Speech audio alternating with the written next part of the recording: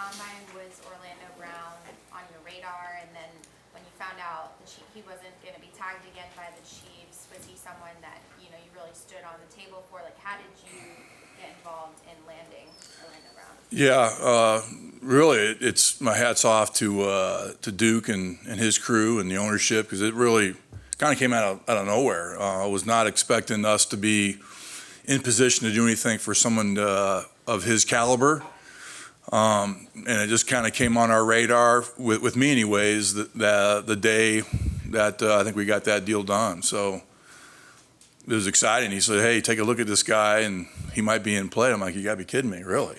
Wow. I was like, so that was surprising. And so like I mentioned, ownership group and Duke, man, and his crew is like, wow, it's fantastic. So it's an exciting day for the Bengals. What was your reaction? What was your reaction when the deal did get done? I was like, well, when it officially got done late at night, I guess I was kind of already in bed sleeping. So I woke up to a bunch of text messages early in the morning. I was like, what? It must have went down. I was like, wow. So it was a little surprising and exciting. So I didn't need much coffee to wake me up that morning. I'll tell you that. That was fun. He's got great length. He's got great size. He's got really good feet for a man his size. He's stout. He can displace people in the run game. And I keep mentioning this. It's amazing to me that the success he's had on both sides at this level. It's impressive. Really, credit to him. I mean, obviously, so it's pretty fantastic. So he's a talented player, and just getting to know him. And from all accounts, with people that I've checked in on him, and his past coaches, past teammates, all had glowing things to say about what kind of a man he is, what kind of a guy he is. So. Frank, there was a report earlier today that Jonah's requested a trade. Have you talked to him since this has gone down? Yeah, we've reached out to Jonah. I've reached out to Jonah, and I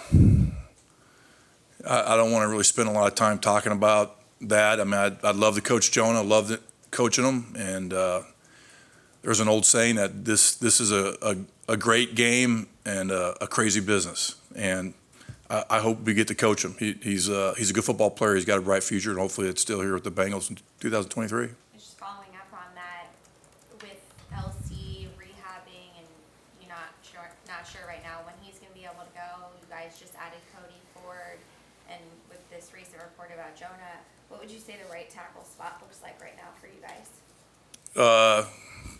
I guess you could say a little bit undetermined for all the reasons that you brought up. I mean, it's March 17th, so happy St. Patty's Day to you guys.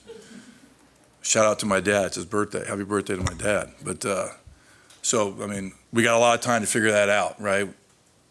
Training camp, off season. So it's we'll line up somebody, I promise, at right tackle when we need to. So it'll be fun to figure out how that all works out. That's part of the excitement of being a part of the NFL.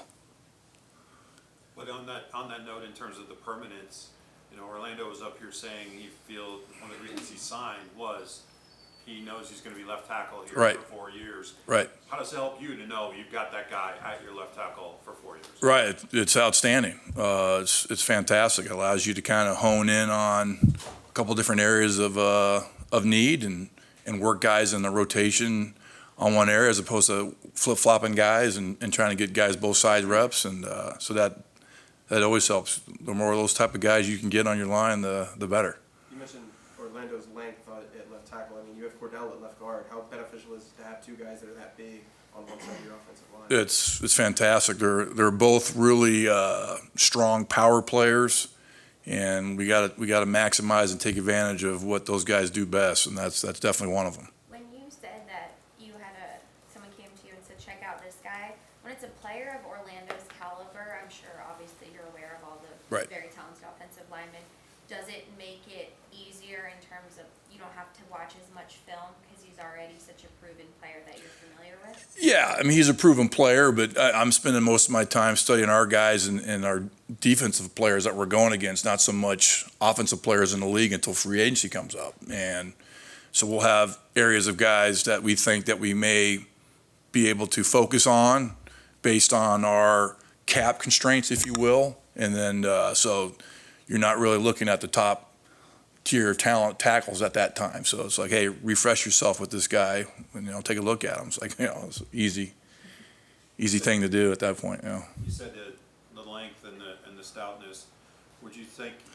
How would you rate his ability as a run blocker versus a pass blocker?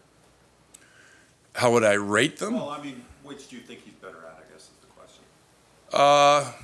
I would say he's probably equally good at both. I mean, you obviously are going to want to put him in situations in the run game where he excels, and we do that with some of the things that we were doing all towards the end of last year. That's what he does, what he's been doing. So I think he's just as equal excelling at both. I mean, obviously there's a premium on pass protection, especially at the left tackle spot, really at either tackle spot in this modern day football. So, but he's an accomplished player. It's proven, and excited to have him. Can't wait to get on the grass with him.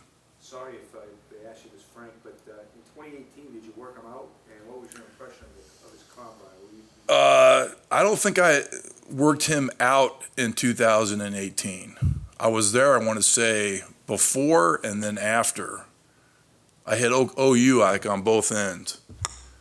I don't recall being there with him. I want to say it was the year before and then also the year after. But he had a great story with me. I was talking to him before he got his physical today about when he was benched in high school. And it was kind of an eye-opening experience for him. And he was, this kid was running circles around him.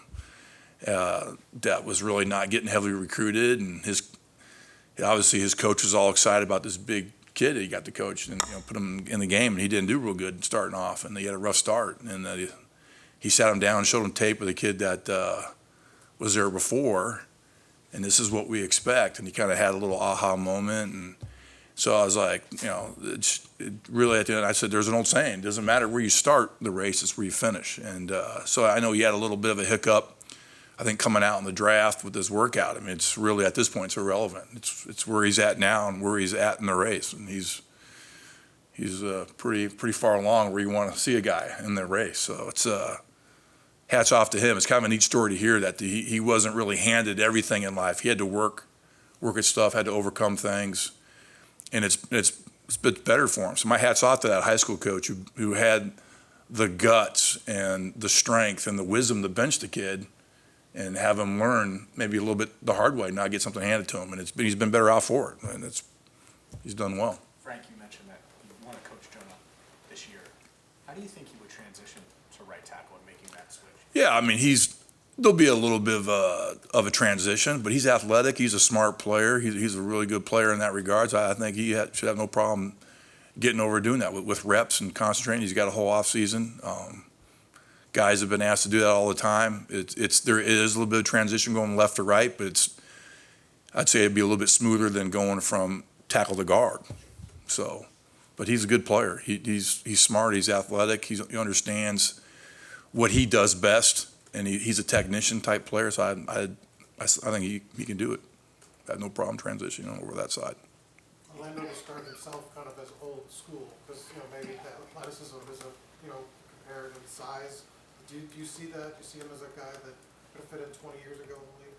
Yeah, absolutely. He's the caliber player that could fit in any time with the league. He's talented. I mean, don't let "I'm not athletic" line fool you. I mean, he's a big man and he can move. It's impressive. So it's you got to have a measure of feet to play in space and balance, and he's got that, and he's really coordinated with his feet and hands, working together at the same time independently with his hands. So he's very impressive. There was a lot of speculation from what happened with him and the Chiefs that apparently the Chiefs wanted him to move to right tackle, and then there was also another report that said most NFL teams view him as a right tackle. He said it's really important to him to be a left tackle. Did you view him as someone who could potentially play right tackle, or have you only ever seen him as a left tackle? I see him as an outstanding football player. Like I mentioned, he's excelled at either side, and for this Bengals, he's going to be a left tackle, and I'm excited to have him. He told the story from the 2018 Combine about your guys' meeting with him, and he said he totally botched a question that Marvin asked him. Do you remember that? Do you remember you guys? I wish I did. I'm going to have to look back, but I wish I did. He said Marvin asked him Believe the me. capital of Spain, and he said it was Portugal. and he knew he was wrong, but he knew he'd botch it. I just wondered, and he said a couple other things he didn't do well. Do you guys remember when he walked out of the room, what your? I know this, we will not have that question on any of our playbook or anything on Sunday from the answer, but, yeah, it's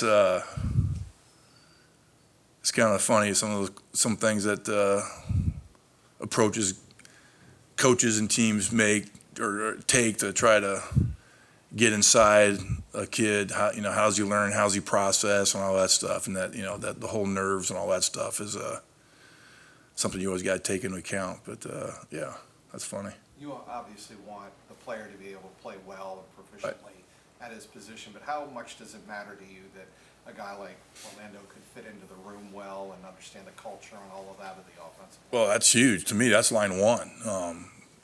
In the O-line room, culture is everything. You've got to earn your fit. It doesn't matter who you are or how you're coming at it into the room. You got to be part of that culture. And I think he's going to be a great part of that culture. He's going to work hard. He's got a great personality. He's not a prima donna. He's not a diva. He's not, he's all about ball. He's got a great lineage, so he understands the history of football in the league and a respect for it, which is kind of cool to see. But that's huge. Culture is everything. It's huge in our locker room, and to me, that's the secret sauce of teams in the league that have success. The NFL wanted parity, and they got it. What separates teams is football character and leadership in the room that's come out from the players, and we are very fortunate that Zach and Duke have done an outstanding job of cultivating that and brought in players that help cultivate that, and it permeates throughout the whole locker room, and obviously it's found its way into my room, and that's line one. I hang my hat on that till the day I die. If you don't have that, you don't have a chance.